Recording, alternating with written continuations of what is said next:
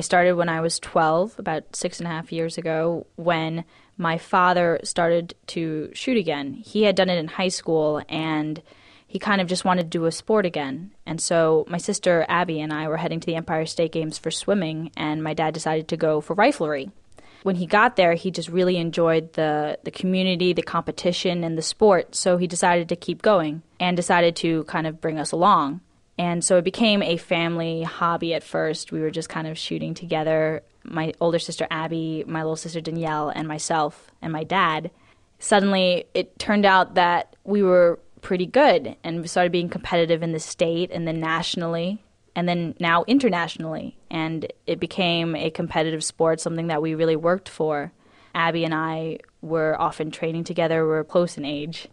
And we kind of pushed each other to be the best that we can be. Danielle is a little bit younger than me, and she also competes, but however, she competes in the Paralympics, so she's in a slightly different circuit. And she's heading off to Beijing for September for the Paralympics, which is great.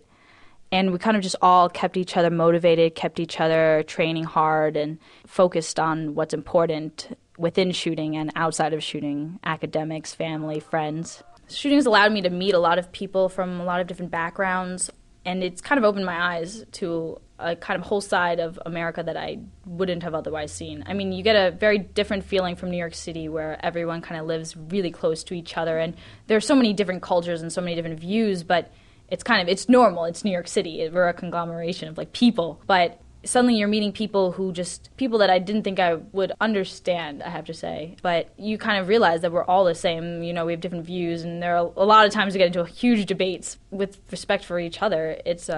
I've met people that they start talking about raising cows and going mudding, and I have to say I've never done that, and then they laugh. But it kind of opens your eyes to other places, even within your own nation. You kind of see yourself as the pole to measure everyone else by. But with shooting, I've been able to see that there's just so many other ways to live and view the world and just be.